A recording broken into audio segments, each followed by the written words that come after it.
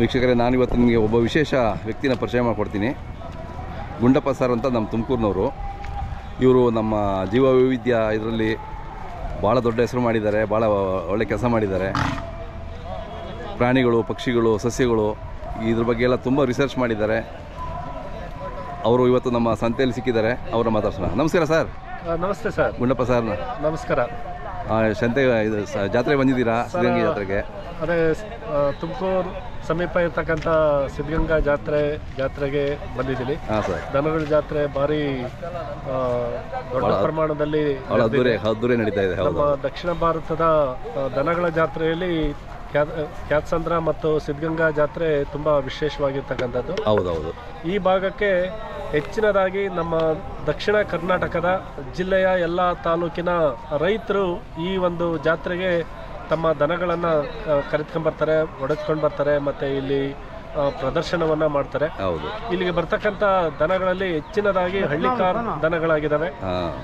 ರೈತರು ತಮ್ಮ ಜಮೀನುಗಳಲ್ಲಿ ಅಥವಾ ಮನೆಗಳಲ್ಲಿ, ತಮ್ಮ ಊರುಗಳಲ್ಲಿ ಈ ಹಳ್ಳಿಕಾರ್ ದನಗಳನ್ನು ಉಳುಮೆ ಮಾಡಲಿಕ್ಕೋಸ್ಕರ, ಇಲ್ಲಾಂದರೆ ಬಿತ್ತನೆ ಮಾಡೋಕ್ಕೋಸ್ಕರ ಸಾಕಣೆ ಮಾಡ್ತಾರೆ. ಆದರೆ ಇನ್ನು ಕೆಲವು ದೊಡ್ಡ ರೈತರು ಕೆಲವು ಹಳ್ಳಿಕಾರ್ ತಳಿಗಳನ್ನು ಹೆಚ್ಚಿನದಾಗಿ ಶೋಕಿಗೋಸ್ಕರ, ಅಂದರೆ ಒಂದು ಪ್ರದರ್ಶನಕ್ಕೋಸ್ಕರನೇ ಅವುಗಳನ್ನು ಮೇಯಿಸಿ ಮತ್ತು ಅವುಗಳನ್ನು ದೊಡ್ಡದಾಗಿ ಮಾಡಿಕೊಂಡು ಈ ಒಂದು ಸಿದ್ಧಗಂಗಾ ಜಾತ್ರೆಗೆ ತರ್ತಕ್ಕಂಥದ್ದನ್ನು ನಾವು ಗಮನಿಸಬಹುದು.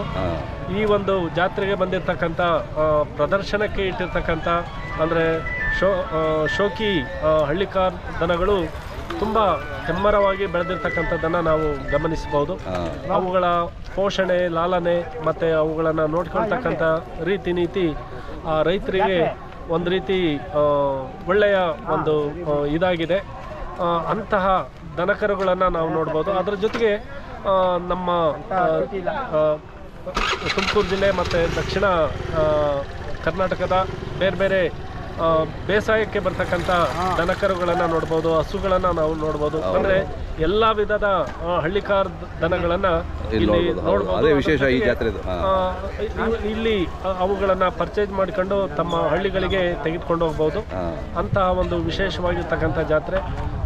ಕಳೆದ ಸಾಲುಗಳಿಗಿಂತ ಈ ವರ್ಷದಲ್ಲಿ ತುಂಬ ವಿಶೇಷವಾದ ದನಕರುಗಳು ಬಂದಿರತಕ್ಕಂಥದ್ದನ್ನು ನಾವು ಗಮನಿಸಬಹುದು. ಹೌದು ಸರ್, ಹೌದು ಸರ್. ತುಂಬ ಖುಷಿ ಆಯ್ತು ನಿಮಗೆ ಭೇಟಿ ಮಾಡಿದ್ದು ಗುಂಡಪ್ಪ ಸರ್. ತುಂಬ ಥ್ಯಾಂಕ್ಸ್ ಸರ್.